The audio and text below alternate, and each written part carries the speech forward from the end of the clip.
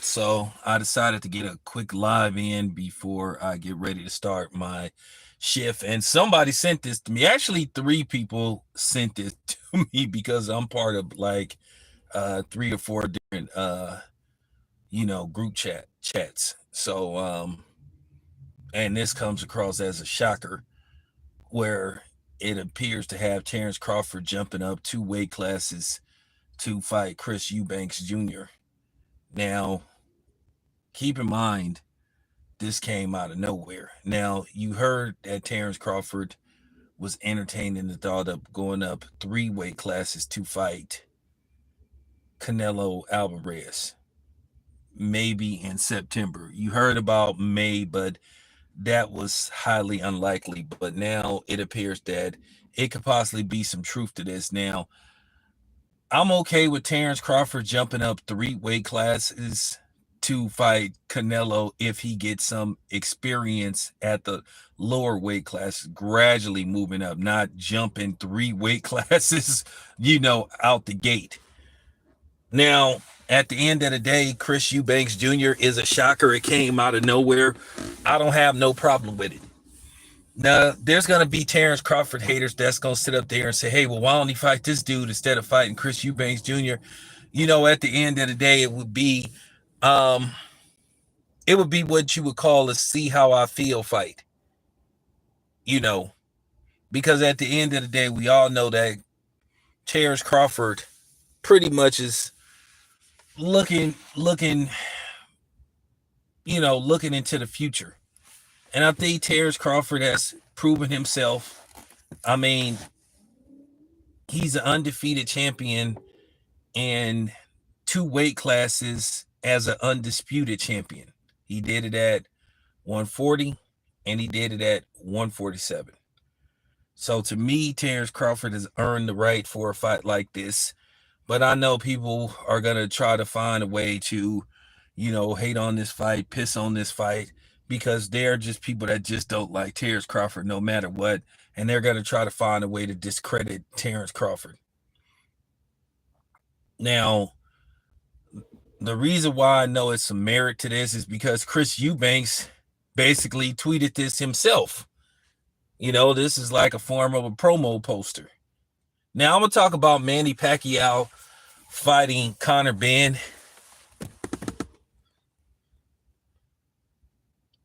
Then that'll be later on.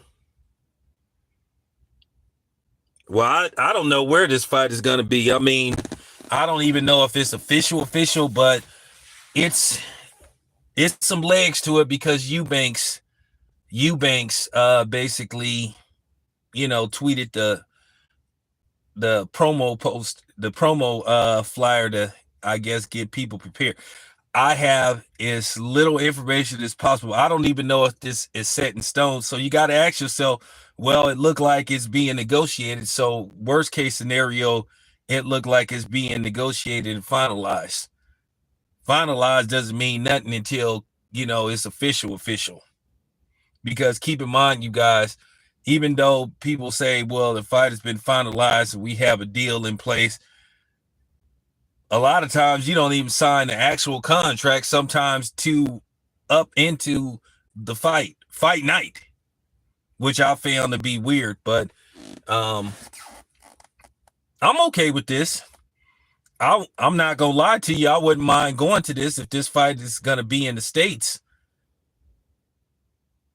Like I said, I have as little information as possible because this just came out of nowhere. So I just decided to break the news to you guys. But we cannot knock Terence Crawford's greatness because he's daring to be great. And this is what I was saying about Errol Spence. This is what I was saying. I was like, you just don't gradually jump up like three weight classes. You got to get a feel for how you're going to be able to hold the weight and maintain to be like effective. This is, like I said, they have weight classes for a reason. So, you just don't jump up from 147 to 168 and then just think you could have a chance to win a fight like what Terence Crawford is saying that he wants to do. He's saying that if he fights Canelo, he's going there to win. But at the same time, you're talking about jumping up 3 weight class. So 2 weight classes isn't that bad. But jumping up 3, and this is what they was gonna do, and this is what they were gonna do with Errol Spence.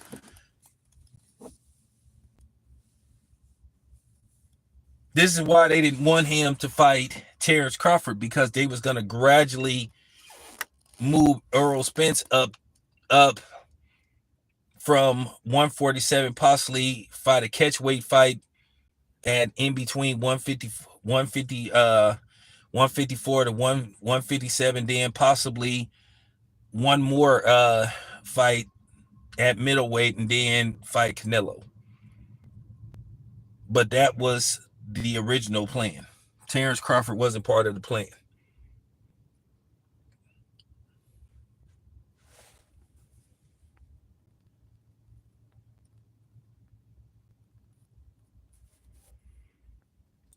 Well, that's up to the sanctioning bodies. You know how the sanctioning bodies, they basically go by who they like. They bend or make up the rules for whoever they like. I don't know if Terence Crawford is in good standing with all the sanctioning bodies. That's really gonna come to them, because you know how they'll strip one guy and then let another guy get to keep his belts. Probably in all likelihood, if Terence Crawford is jumping up from 147 to 160, Terence Crawford pretty much is telling us that he's done at 147, which means he'll vacate all the belts.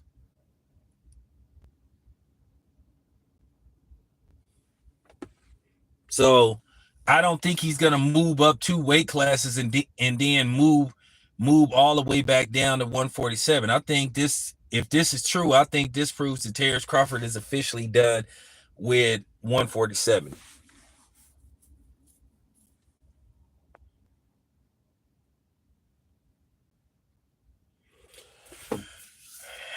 Well, I think this is what he's trying to do. He's trying to, you know what I'm saying? He's basically trying to set the tone to where, okay, now it makes sense.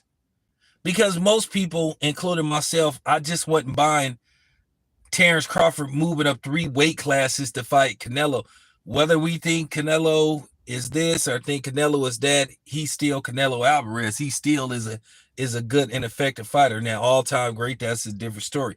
By the way, I saw that interview with Andre Ward on the Breakfast Club. Great interview.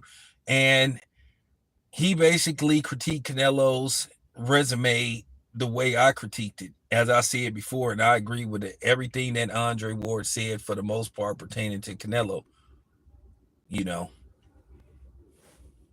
But this would be crazy. This would be crazy.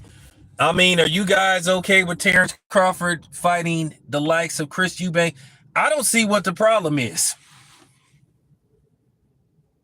I don't see what the problem is. But I'm pretty sure somebody will find a reason to basically try to downplay this potential fight. And Chris Eubanks Jr. is a solid fighter. He's a very solid fighter. And him fighting Terence Crawford, that would be intriguing for the most part. Now the question is, when is this fight going to happen? Where is this fight going to happen? Now, if I'm not mistaken, Chris Eubanks is a matchroom fighter.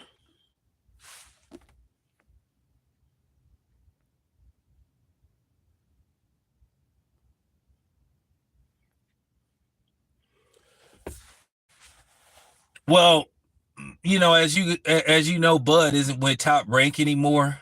So I don't see Bob like making a fight like that, because Terence Crawford is no longer a Top Rank fighter. And I don't know if they still are in good standing. So I don't see Bob Arum making a fight like that. But I'll take Eubanks Jr. I'll take Eubanks Jr. I have no problem with Eubanks Jr. whatsoever, because it's Terence Crawford moving up a weight class. Actually, 2 weight classes. So he got to see how his body feels. So why not? At the end of the day, we can make an argument that he's not fighting the best guy at 160, but he's fighting a good guy at 160.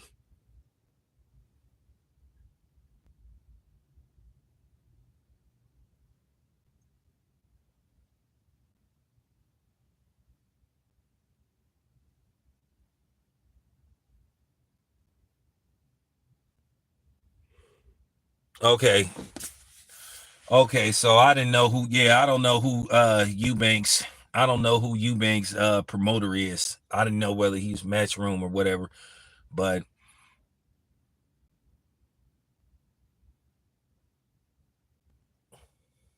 but if it could be made, it could be made. Like I said, I'm shocked, but I'm okay with it. I'm not gonna sit up here and bash Terence Crawford because at the end of the day, he's he's testing himself out. At the end of the day, he's the number 1 pound for pound fighter. So, I mean, at the end of the day, if he wants to test himself out at a higher weight class, Eubanks Jr., that's fine. I'm okay with that. I mean, we can't expect him to go up there and ask for the best guy available. Like I said before, I just don't think Bob Arum would set up a fight between him and Janovic,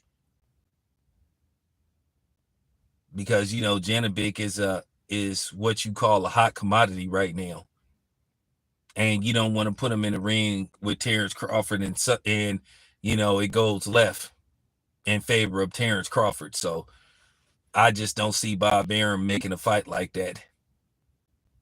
But Eubanks Jr., that's cool. I'll take that. I'll take that.